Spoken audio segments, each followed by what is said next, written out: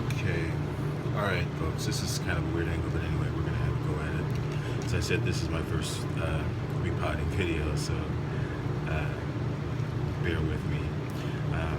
I've already repotted the cross, the aberrans times exymum. Now I'm going to repot my Dendrobium which is pygmy, which just means it's a smaller sized than it already is. Miniature size is smaller than that. So anyhow, as I said, there's mostly porous media in here. Not sure even what it is, I guess, but it's very quick draining. Little layer of moss. I might keep some of that. I did keep some of that on the other one that I've already cleaned up a little bit.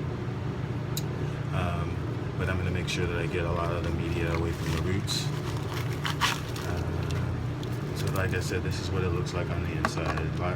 Nice roots. It does have bark in it, but it does have, I guess, what is this? Perlite? I don't know. Something that adds drainage. So I'll just clean that up. And I just do it with my hands. I'm not really worried about anything. I do it kind of, I don't see any active root tips. The roots do look like they need moisture. I'm sure a lot of that is due to the fact that this plant, along with the other one, have been in my kitchen most of the winter. And I just recently took out my humidifiers that were in there. So they were doing better a little while ago, and I'm sure that the humidity has gone way down, even though it has been raining a lot lately.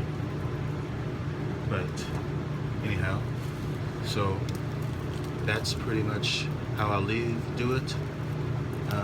And I'll leave some of this moss on here, but the roots I will not cut.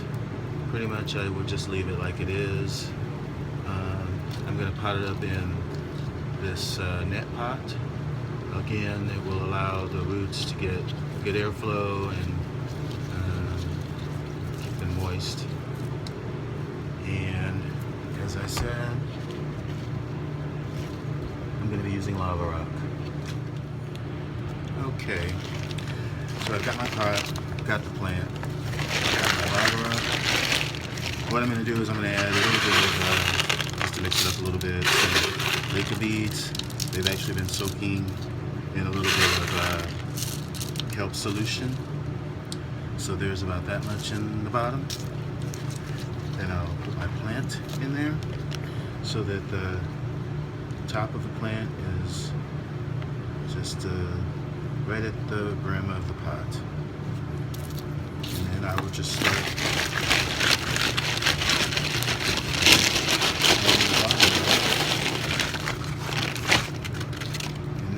these are the chunks, and they are just going in and around the pot. I'm not sure what that was, but just kind of tuck it in amongst the roots.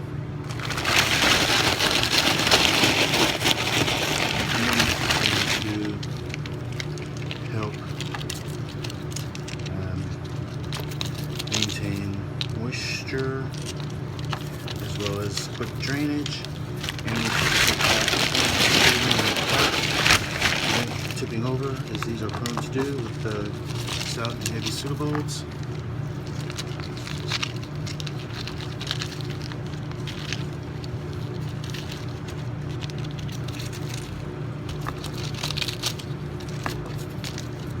I don't know if I said before, but I was inspired to try lava rock by Latouria.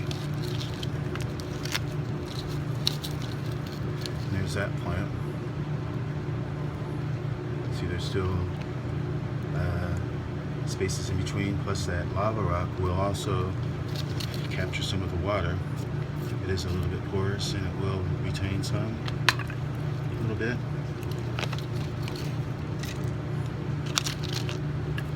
And so I'll just move on to the next one, which I'll do the same thing. meets in the bottom. And put the plant in so that it's flush with the top.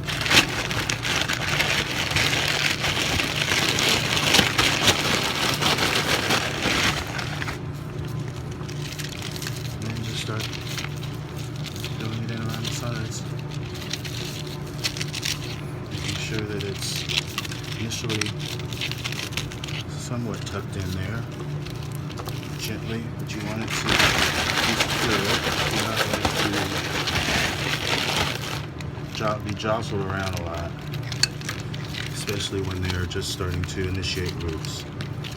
Once they're attached, they can sustain anything, but we're talking about newly repotted orchids getting adjusted to the new media, and the goal is to get their roots to climb up and over. Okay, so there's that one, and you can see so after you have them potted up, make sure that you give them a really good drink. And I water mine from the bottom. My experience, especially Atroviolaceum, and the hybrids, they do not like their leaves to be wet. So try to prevent that. If that happens, the leaves will most likely get a fungus, and they're always more prone to fungus due to them liking it moist all the time, and you might have to spray them with a fungus on their leaves because of that from time to time. But yeah, be careful not to get their leaves wet if you can all help that.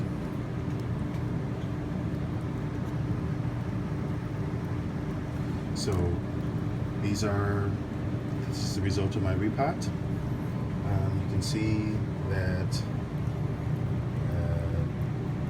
the lava rock is moist, but there is no water standing. And the roots are allowed to have that access to the air circulation and remain cool. So that's the last bit of my video on Latouria dendrobiums. Hopefully this answered your question. And thanks again, Paula Chang, for recommending me to do this. I do love Latouria dendrobiums, and I hope that this video gives you a greater appreciation, and you will go out and have the obsession that I have. Again, thanks for watching, and if you like this video, please hit the like button. Otherwise, keep growing your orchids. Bye.